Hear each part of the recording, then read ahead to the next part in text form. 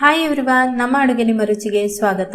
ಇವತ್ತು ನಾನು ನಮ್ಮ ಮನೆಯಲ್ಲಿ ಮಾಡಿದ ಹಬ್ಬದ ಅಡುಗೆಯ ರೆಸಿಪಿಯನ್ನು ನಿಮ್ಮ ಜೊತೆ ಶೇರ್ ಮಾಡ್ತಾ ಇದ್ದೀನಿ. ಹಬ್ಬದ ದಿನ ಮಾತ್ರ ಅಲ್ಲದೆ ಮನೆಗೆ ಗೆಸ್ಟ್ಗಳು ಬಂದಾಗ ಅಥವಾ ನಿಮಗೇನೆ ಬೇರೆ ದಿನಗಳು ಈ ರೀತಿಯ ಅಡುಗೆಗಳು ಬೇಕು ಅಂದಾಗ ಅದಕ್ಕೋಸ್ಕರ ಶೇರ್ ಮಾಡ್ತಾ ಇದ್ದೀನಿ. ಬನ್ನಿ ನೋಡ್ಕೊಂಡು ಬರೋಣ. ವಿಡಿಯೋ ಇಷ್ಟ ಆದರೆ ಲೈಕ್ ಮಾಡಿ, ಹಾಗೆಯೇ ನೀವೇನು ನಮ್ಮ ಚಾನಲ್ಗೆ ಸಬ್ಸ್ಕ್ರೈಬ್ ಆಗಲಿಲ್ಲ ಅಂದರೆ ದಯವಿಟ್ಟು ಸಬ್ಸ್ಕ್ರೈಬ್ ಮಾಡ್ಕೊಳ್ಳಿ. ಯುಗಾದಿ ಹಬ್ಬದ ರೆಸಿಪಿ ಆಗಿರೋದ್ರಿಂದ ಮೊದಲಿಗೆ ನಾನು ಬೇವು ಬೆಲ್ಲ ಮಾಡ್ಕೊಳ್ತಾ ಇದ್ದೀನಿ. ಈ ರೀತಿ 3 ಎಸಳಿನಷ್ಟು ಕಹಿ ಬೇವನ್ನು ತಗೊಂಡು ಅದರ ಎಲೆಗಳನ್ನು ನೋಡಿ ತಗೊಂಡಿದ್ದೀನಿ. ಇದನ್ನು ಸ್ವಲ್ಪ ನಾನು ಬಿಸಿ ಮಾಡ್ಕೊಂಡಿದ್ದೀನಿ ಪುಡಿ ಮಾಡೋದಕ್ಕೆ. ಸ್ವಲ್ಪ ಅದು ಕ್ರಿಸ್ಪಿ ಆಗಿ ಬರಬೇಕು, ಅದಕ್ಕೋಸ್ಕರ ನೀವು ನಮಗೆ ಮೊದಲೇ ಈ ಬೇವು ಸಿಕ್ಕಿದ್ರೆ ನಾವು ಅದನ್ನು ಬಿಸಿಲಿನಲ್ಲಿ ಒಣಗಿಸಿ ಕೂಡ ಉಪಯೋಗಿಸ್ಕೊಳ್ಬಹುದು. ಇದನ್ನು ನಾನು ಡ್ರೈ ಮಿಕ್ಸಿ ಜಾರಿಗೆ ಹಾಕ್ಕೊಳ್ತಾ ಇದ್ದೀನಿ. ಅಂದರೆ ಮಿಕ್ಸಿ ಜಾರ್ನಲ್ಲಿ ಯಾವುದೇ ನೀರಿನ ಪಸೆ ಇರಬಾರ್ದು. ಸ್ವಲ್ಪ ಬೆಲ್ಲ ಮತ್ತು ಹುರಿಗಡಲೆಯನ್ನು ಸೇರಿಸ್ಕೊಂಡು ನುಣ್ಣಗೆ ಇದನ್ನು ಪುಡಿ ಮಾಡ್ಕೊಳ್ತಾ ಇದ್ದೀನಿ. ನೋಡಿ, ಈ ರೀತಿ ಪುಡಿ ಮಾಡ್ಕೊಳ್ಬೇಕು. ಇದು ನಮ್ಮ ಮನೆಯಲ್ಲಂತೂ ಮಕ್ಕಳಿಗೆ ತುಂಬ ಇಷ್ಟ. ಎಲ್ಲರೂ ಈ ರೀತಿ ಒಂದೊಂದು ಸ್ಪೂನ್ ಇದನ್ನು ತಿನ್ಬಹುದು. ಮಕ್ಕಳಂತೂ ಇದನ್ನು ಒಂದು ಗಳಿಗೆಯಲ್ಲೇ ಖಾಲಿ ಮಾಡಿಬಿಡ್ತಾರೆ, ಅಷ್ಟು ಇಷ್ಟ ಆಗುತ್ತೆ.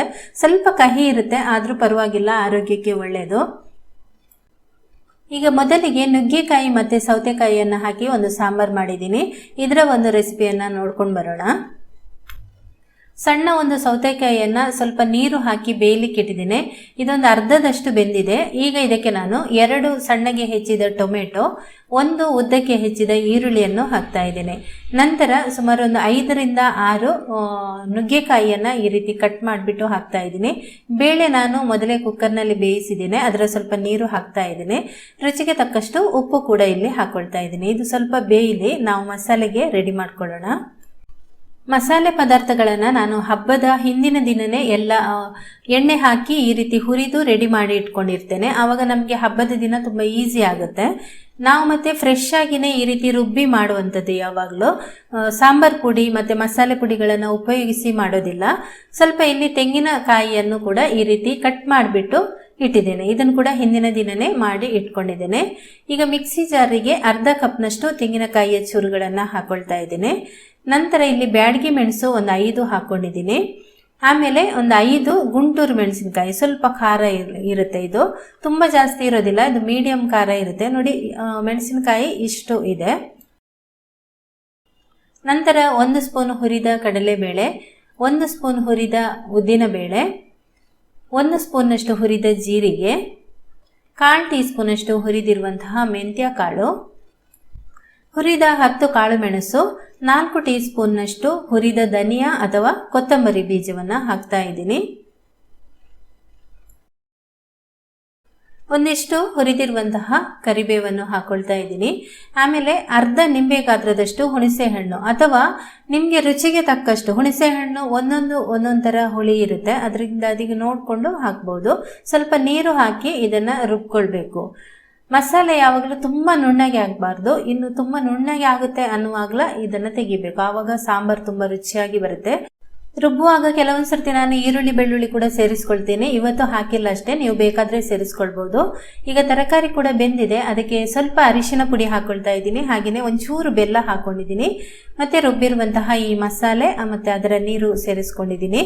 ಆಮೇಲೆ ಒಂದು ಅರ್ಧ ಕಪ್ನಷ್ಟು ನಾನು ತೊಗರಿಬೇಳೆಯನ್ನು ಬೇಯಿಸಿಟ್ಕೊಂಡಿದ್ದೆ, ಅದನ್ನು ಕೂಡ ಸೇರಿಸ್ಬಿಟ್ಟು ನೀರಿನ ಹದ ಎಷ್ಟು ಬೇಕೋ ಅಷ್ಟು ನೋಡಿಕೊಂಡು ಉಪ್ಪಿನ ಹದ ಕೂಡ ನೋಡ್ಕೊಳ್ಳಿ. ನಂತರ ಇದನ್ನು ಒಂದು ಕುದಿ ಬರಿಸಿದ್ರೆ ಇದು ರೆಡಿ ಆಗುತ್ತೆ. ಕುದೀತಾ ಇರುವಾಗಲೇ ನಾನಿಲ್ಲಿ ಸ್ವಲ್ಪ ಕೊತ್ತಂಬರಿ ಸೊಪ್ಪನ್ನು ಹಾಕ್ಕೊಳ್ತಾ ಇದ್ದೀನಿ.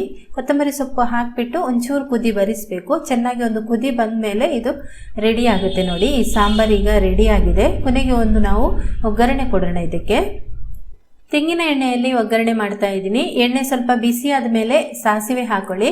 ಸಾಸಿವೆ ಚಟಪಟ ಅಂತ ಆದಮೇಲೆ ಇದಕ್ಕೆ 2 ಒಣಮೆಣಸಿನಕಾಯಿಯನ್ನು ಕಟ್ ಮಾಡಿಕೊಂಡು ಹಾಕ್ತಾ ಇದ್ದೀನಿ. ಆಮೇಲೆ ಸ್ವಲ್ಪ ಕರಿಬೇವು, ಕೊನೆಯದಾಗಿ ಒಂಚೂರು ಇಂಗು ಹಾಕ್ಕೊಳ್ತಾ ಇದ್ದೀನಿ. ಮೊದಲೇ ಹೇಳಿದಾಗೆ ಒಗ್ಗರಣೆಗೂ ಕೂಡ ನಾನು ಬೆಳ್ಳುಳ್ಳಿ ಉಪಯೋಗಿಸ್ಕೊಳ್ತೀನಿ. ನೀವು ಬೇಕಾದರೆ ಆ ರೀತಿ ಕೂಡ ಒಗ್ಗರಣೆಯನ್ನು ಮಾಡ್ಕೊಳ್ಬೋದು. ನಾನಿವತ್ತು ಇಂಗಿನ ಒಂದು ಒಗ್ಗರಣೆ ಕೊಟ್ಟಿದ್ದೀನಿ, ತುಂಬ ರುಚಿಯಾಗಿರುತ್ತೆ. ಈ ರೀತಿ ಮಾಡಿದಾಗ ಕೂಡ ನೀವು ಬೇಕಾದರೆ ಈ ರೀತಿ ಟ್ರೈ ಮಾಡ್ಬೋದು. ಈಗ ಸಾಂಬಾರು ರೆಡಿ ಆಗಿದೆ. ಈಗ ನಾನು ಕಡಲೆಕಾಳು ಮತ್ತು ಕ್ಯಾಬೇಜ್ ಹಾಕಿ ಒಂದು ಪಲ್ಯ ಮಾಡ್ಕೊಳ್ತಾ ಇದ್ದೀನಿ. ಅದರ ಒಂದು ರೆಸಿಪಿಯನ್ನು ನಿಮ್ಮ ಜೊತೆ ಶೇರ್ ಮಾಡ್ತೀನಿ. ಸುಮಾರು ಒಂದು ಅರ್ಧ ಕಪ್ನಷ್ಟು ಕಡಲೆಕಾಳನ್ನು ನೀರಿನಲ್ಲಿ ನೆನೆಸಿಟ್ಟು, ಅದು ನೆನೆಸಿ ಆದಮೇಲೆ 1 ಕಪ್ನಷ್ಟು ಆಗುತ್ತೆ. ಅದನ್ನು ನಾನು ಸ್ವಲ್ಪ ನೀರು ಹಾಕಿ 5 ವಿಷಲ್ ಬೇಯಿಸ್ಕೊಂಡಿದ್ದೀನಿ. ನೀರು ಸ್ವಲ್ಪ ಉಪ್ಪು ಕೂಡ ಹಾಕಿ ಬೇಯಿಸ್ಕೊಂಡಿದ್ದೀನಿ. ಕರೆಕ್ಟಾಗಿ ಇದು ಬೆಂದಿದೆ. ಈಗ ಇದಕ್ಕೆ ನಾನು 1 ಟೊಮೆಟೊ, ದೊಡ್ಡ ಟೊಮೆಟೊನ ಕಟ್ ಮಾಡಿ ಹಾಕಿದ್ದೀನಿ. ಹಾಗೆಯೇ 1 ಈರುಳ್ಳಿ ಕೂಡ ಕಟ್ ಮಾಡಿಕೊಂಡು ಹಾಕಿದ್ದೀನಿ. ನಂತರ ಸಣ್ಣದಾಗಿರುವಂತಹ 1 ಕ್ಯಾಬೇಜನ್ನು ಈ ರೀತಿ ಸಣ್ಣದಾಗಿ ಹೆಚ್ಚಿ ಸೇರಿಸ್ಕೊಂಡಿದ್ದೀನಿ. ಎಲ್ಲವನ್ನ ಒಂದ್ಸರ್ತಿ ಮಿಕ್ಸ್ ಮಾಡ್ಕೊಳ್ಳೋಣ. ನೀರು ಬೇಕಾದರೆ ನೀವು ಹಾಕೋಬೋದು, ಆದರೆ ಅದರಲ್ಲೇ ನೀರು ಇರೋದ್ರಿಂದ ನಾನು ಹಾಕಿಲ್ಲ. ಮುಚ್ಚಳ ಮುಚ್ಚಿ ಅದನ್ನು ಬೇಯಿಸ್ಕೊಳ್ತಾ ಇದ್ದೀನಿ. ಈ ಕಡೆಯಿಂದ ನಾವು ಮಸಾಲೆಯನ್ನು ಪುಡಿ ಮಾಡ್ಕೊಳ್ಬೇಕು. ಇದಕ್ಕೆ 5 ಬ್ಯಾಡಗಿ ಮೆಣಸಿನಕಾಯಿಯನ್ನು ತಗೊಂಡು ಈ ರೀತಿ ನೋಡಿ ಅದನ್ನು ತುಂಡು ಮಾಡಿ ಹಾಕೊಳ್ತಾ ಇದ್ದೀನಿ. ಪುಡಿ ಆಗೋದಕ್ಕೆ ಈಸಿ ಆಗುತ್ತೆ, ಅದಕ್ಕೋಸ್ಕರ. ಆಮೇಲೆ 4 ಖಾರದ ಮೆಣಸಿನಕಾಯಿಯನ್ನು ಹಾಕೊಂಡಿದ್ದೀನಿ. ತುಂಬ ಖಾರ ಇರೋದಿಲ್ಲ, ಒಂದು ಮೀಡಿಯಂ ಆಗಿ ಖಾರ ಇರುತ್ತೆ ಇದು. 1/4 ಟೀ ಸ್ಪೂನಷ್ಟು ಹುರಿದಿರುವಂತಹ ಮೆಂತ್ಯ ಕಾಳು, ನಂತರ ಅರ್ಧ ಟೀ ಸ್ಪೂನಷ್ಟು ಹುರಿದ ಕಡಲೆಬೇಳೆ, ಅರ್ಧ ಟೀ ಸ್ಪೂನಷ್ಟು ಹುರಿದಿರುವಂತಹ ಉದ್ದಿನಬೇಳೆ, ಅರ್ಧ ಟೀ ಸ್ಪೂನಷ್ಟು ಹುರಿದ ಜೀರಿಗೆಯನ್ನು ಸೇರಿಸ್ಕೊಳ್ತಾ ಇದ್ದೀನಿ. ಆಮೇಲೆ ಹುರಿದಿರುವಂತಹ ಧನಿಯಾ ಒಂದು 2.5 ಸ್ಪೂನಷ್ಟು ಹಾಕೊಂಡಿದ್ದೀನಿ. ಸ್ವಲ್ಪ ಹೆಚ್ಚು ಕಮ್ಮಿ ನೀವು ಮಾಡ್ಕೊಳ್ಬೋದು, ಏನು ವ್ಯತ್ಯಾಸ ಆಗಲ್ಲ. ನಂತರ ಒಂದು 5-6 ಕಾಳು ಮೆಣಸು ಹುರಿದಿರುವಂಥದ್ದು, ಸ್ವಲ್ಪ ಕರಿಬೇವು, ಇದು ಕೂಡ ಫ್ರೈ ಮಾಡ್ಕೊಂಡಿರೋದು. ಆಮೇಲೆ ಸ್ವಲ್ಪ ಹುಣಸೆ ಹಣ್ಣನ್ನು ಹಾಕ್ಕೊಂಡಿದ್ದೀನಿ. ಇದಕ್ಕೆ ನೀರು ಹಾಕಬಾರ್ದು, ನುಣ್ಣಗೆ ಇದನ್ನು ಪುಡಿ ಮಾಡಿಕೊಂಡು ಬರಬೇಕು. ಈ ರೀತಿ ನೋಡಿ ಪುಡಿ ಮಾಡ್ಕೊಂಡಿದ್ದೀನಿ. ನೋಡಿ ಲೈಟಾಗಿ ಸ್ವಲ್ಪ ತರಿ ಇದ್ದರೆ ಪರವಾಗಿಲ್ಲ, ಪಲ್ಯಕ್ಕಲ್ವಾ. ಈಗ ಇಲ್ಲಿ ನಾನು ಇಷ್ಟು ತೆಂಗಿನ ತುರಿಯನ್ನು ತುರಿದು ಇಟ್ಕೊಂಡಿದ್ದೀನಿ. ಈ ತೆಂಗಿನ ತುರಿಯನ್ನು ಇದಕ್ಕೆ ಹಾಕ್ತಾ ಇದ್ದೀನಿ.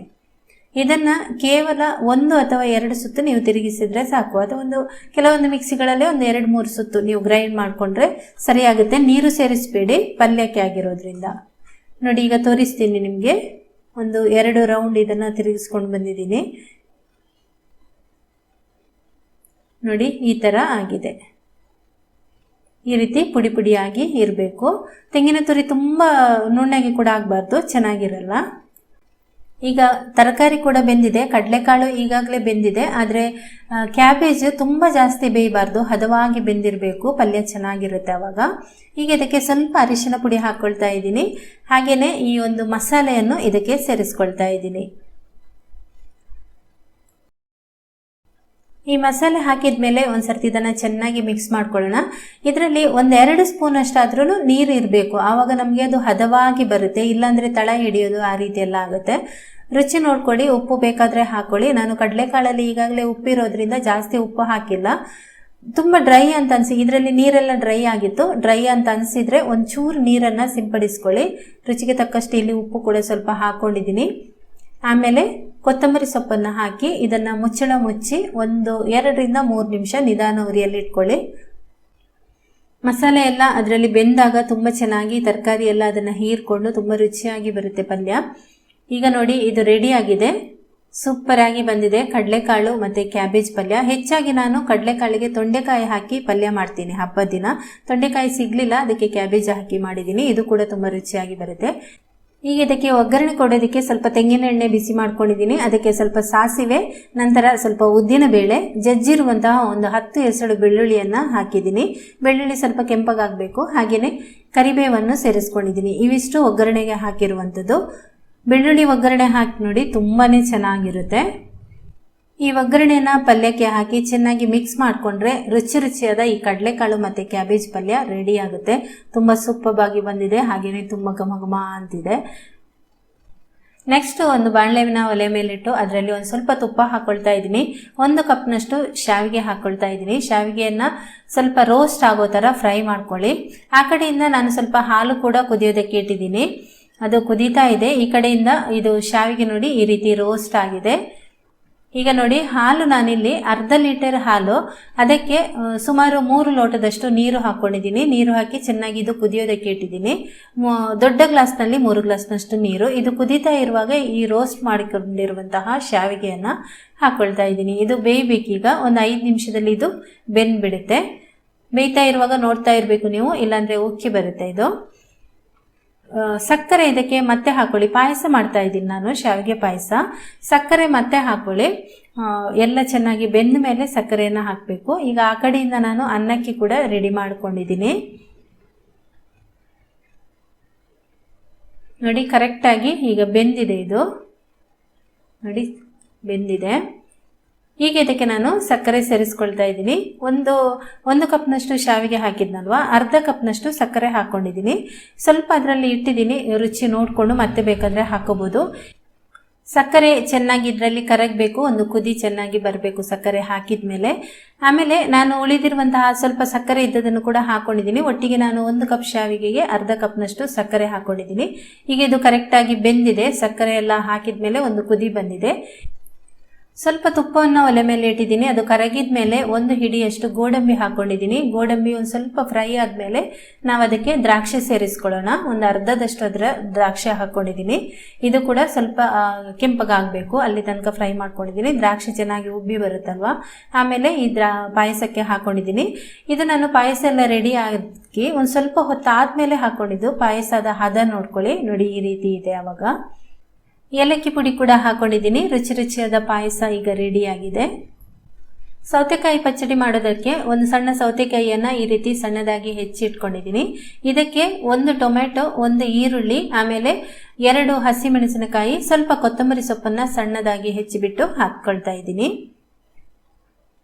ಆಮೇಲೆ ಅರ್ಧ ಕಪ್ನಷ್ಟು ಮೊಸರು ಹಾಕ್ಕೊಳ್ತಾ ಇದ್ದೀನಿ. ಗಟ್ಟಿಯಾದ ಮೊಸರನ್ನು ಸೇರಿಸ್ಕೊಳ್ಳಿ. ಚೆನ್ನಾಗಿ ಇದನ್ನು ಮಿಕ್ಸ್ ಮಾಡ್ಕೊಳ್ಳೋಣ. ಇದಕ್ಕೆ ನೀವು ಉಪ್ಪು ಬೇಗನೆ ಹಾಕೋಬಾರ್ದು. ನಾವು ಯಾವಾಗ ಊಟಕ್ಕೆಲ್ಲ ರೆಡಿ ಮಾಡಿ ಊಟ ಬಡಿಸ್ಲಿಕ್ಕೆ ರೆಡಿ ಆಗುತ್ತೆ ನೋಡಿ, ಆವಾಗ ಇದಕ್ಕೆ ಉಪ್ಪು ಸೇರಿಸ್ಕೊಳ್ಬೇಕು. ನಾನು ಇವಾಗ ಉಪ್ಪು ಹಾಕೋತಾ ಇಲ್ಲ, ಮತ್ತೆ ಹಾಕೋತಾ ಇದ್ದೀನಿ. ಅನ್ನ, ಸಾಂಬಾರ್, ಪಲ್ಯ ಎಲ್ಲ ರೆಡಿ ಆದಮೇಲೆ ಕೊನೆಯದಾಗಿ ಹೋಳಿಗೆ ಬೇಯಿಸ್ಕೊಳ್ತಾ ಇದ್ದೀನಿ. ಕಡಲೆಬೇಳೆಯ ಹೂರಣವನ್ನು ಹಿಂದಿನ ರಾತ್ರಿನೇ ನಾನು ರೆಡಿ ಮಾಡಿಬಿಟ್ಟು ಫ್ರಿಜ್ನಲ್ಲಿ ಇಟ್ಟಿದ್ದೆ. ಹಾಗೆಯೇ ಬೆಳಿಗ್ಗೆ ಎದ್ದು ಈ ಮೈದಾದ ಒಂದು ಕಣಕವನ್ನು ರೆಡಿ ಮಾಡ್ಕೊಂಡಿದ್ದೆ. ನಾನು ಸ್ವಲ್ಪ ಮೈದಾ ಹಿಟ್ಟು ಹಾಕ್ಕೊಂಡಿದ್ದೀನಿ. ಅದಕ್ಕೆ ಒಂಚೂರು ಅರಿಶಿನ ಪುಡಿ, ಸ್ವಲ್ಪ ಚಿಟಿಕೆಯಷ್ಟು ಉಪ್ಪು, ನಂತರ ಸ್ವಲ್ಪ ಎಣ್ಣೆ ಹಾಕಿ ಕಣಕವನ್ನು ಚೆನ್ನಾಗಿ ಕಲಸಿಟ್ಟು ರೆಡಿ ಮಾಡ್ಕೊಂಡಿದ್ದೀನಿ. ಚೆನ್ನಾಗಿ ಅದು ಎಲ್ಲ ಅಡಿಗೆ ಆದಮೇಲೆ ಅದು ಚೆನ್ನಾಗಿ ನೆಂದಿರುತ್ತಲ್ವ, ಕೊನೆಯದಾಗಿ ಈಗ ಹೋಳಿಗೆ ಮಾಡ್ಕೊಳ್ತಾ ಇದ್ದೀನಿ. ನಾನಿವತ್ತು ನಿಮಗೆ ಲಟ್ಟಿಸಿ ಹೋಳಿಗೆ ಮಾಡೋದನ್ನು ತೋರಿಸ್ತೀನಿ. ಯಾವ ರೀತಿ ಮಾಡ್ತಾ ಇದ್ದೀನಿ ಅಂತ ನೀವಿಲ್ಲಿ ನೋಡ್ಬೋದು. ಚೆನ್ನಾಗಿ ಬರುತ್ತೆ, ತುಂಬಾನೇ ಒಂದು ಏನು ಸಾಫ್ಟ್ ಆಗಿ ಬರುತ್ತೆ. ಇದು ಕೈಯಲ್ಲಿ ನಾನು ಮಾಡಿದ್ದು ಮೊನ್ನೆ ನಿಮಗೆ ವಿಡಿಯೋ ಹಾಕಿದ್ದೀನಿ, ಒಂದು 3 ದಿನದ ಹಿಂದೆ ವಿಡಿಯೋ ಹಾಕಿದ್ದೀನಿ. ಅದನ್ನು ನೀವು ಯಾವಾಗಾದರೂ ನಿಮಗೆ ಇನ್ನು ಮುಂದೆ ಹೋಳಿಗೆ ಬೇಕಾದರೆ ಅದನ್ನು ನೋಡ್ಬೋದು.